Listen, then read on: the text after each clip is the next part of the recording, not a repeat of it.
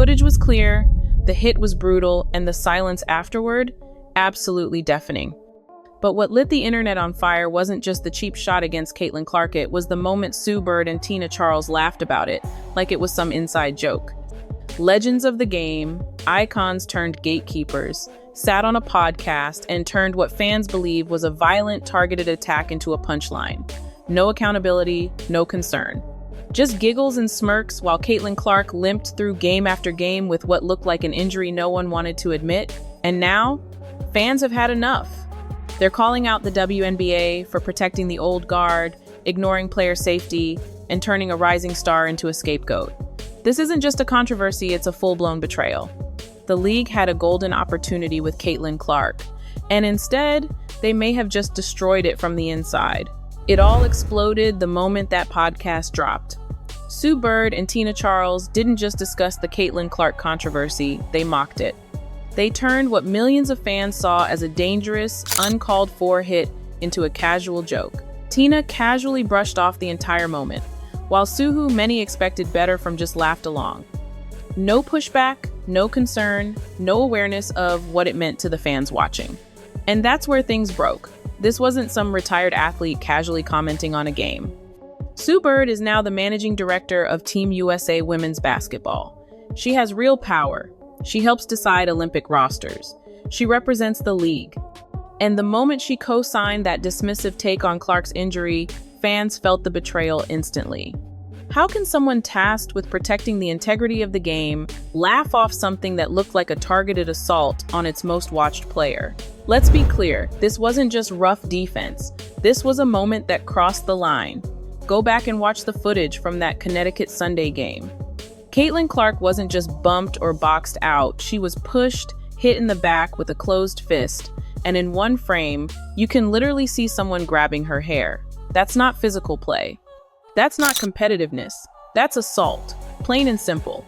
And while fans were still processing the violence of it all, Tina Charles went public saying it wasn't her, laughing it off like she wasn't even part of it. And Sue, she just let it happen. She laughed right along, leaned into this street tough narrative as if this was some movie and not a real life injury to a real player. The worst part, this wasn't just any player. This was Caitlin Clark, the face of the WNBA's future. The reason arenas are selling out, the reason television ratings are spiking, and instead of defending her, the league's veterans treated her like a punchline. And it didn't stop there. After that game, the one where Caitlin Clark got shoved, hit, possibly even yanked by the hair, something changed. Her shooting dropped, her minutes were cut, her rhythm vanished. Some called it a slump, but if you really paid attention, if you actually watched her move on the court, you saw it. This wasn't just a cold streak. This was a player pushing through pain, limping some nights, holding her back, sitting out games with no clear explanation. Her signature confidence, gone. Her long-range shots, suddenly off. And now, fans are connecting the dots. That hit wasn't just a scuff late. Might have been the blow that changed her entire season. And yet, what did the league do? Nothing. No statement. No fine. No replay review. Just silence. Like it never even happened. And that's what's eating away at fans. Not just the hit, but the cover-up that followed. And the silence wasn't just from the players. Where was Kathy Engelbert, the WNBA commissioner? Nowhere. Not a word, not a fine, not a single public statement. And what about Adam Silver, who oversees the WNBA from the NBA side? Radio silence. Fans are fed up, and they're saying it out loud. This is a leadership failure. It's not just about one foul or one podcast. It's about a league that's turning its back on the very star who's putting it on the map. When Caitlin Clark was assaulted on national television, the people in power said nothing. They let Sue Bird laugh. They let Tina Charles joke. And they let the moment die like it never happened. But the fans didn't forget. They saw the footage, they saw the injury, they saw the dip in performance. And now they're asking the questions the league refuses to answer. Why is Caitlin Clark being treated like a threat instead of a treasure? And who's actually running this league, professionals or a protective clique shielding their own? Because here's where it gets really. Dark fans aren't just mad at the podcast or the league's silence anymore. They're starting to believe this whole thing was intentional, a coordinated effort to shut Caitlin Clark down. Why? Because she's not part of the inner circle. Because she didn't come up through the same system. because she's an outsider who's stealing the spotlight, and some people don't like that.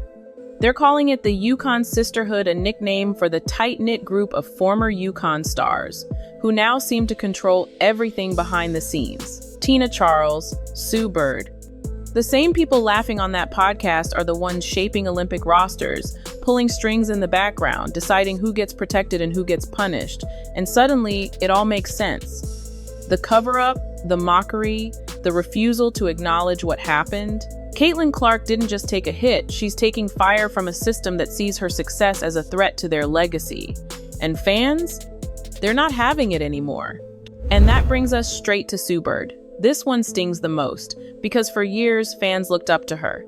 She was the calm voice, the respected veteran, the leader who stayed above the drama.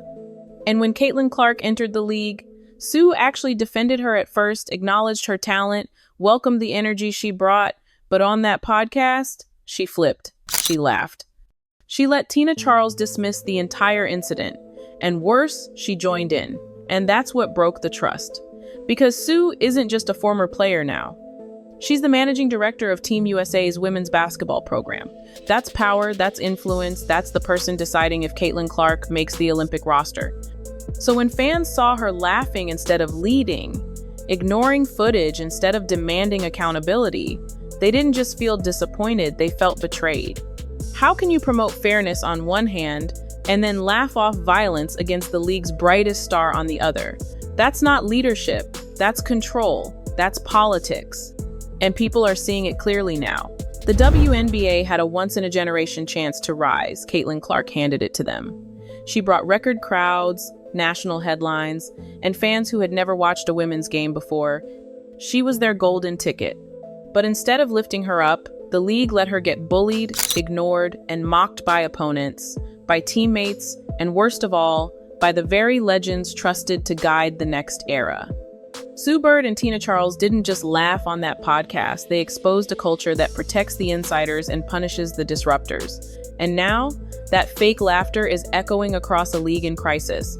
Fans feel betrayed, the trust is broken, and the silence from the top? That's the loudest scandal of all. Caitlin Clark may be quiet, but her game speaks volumes. And her silence, know it roars louder than every joke, every denial, and every cover-up the WNBA thought it could get away with. The reckoning has already begun. And this time, the fans aren't backing down.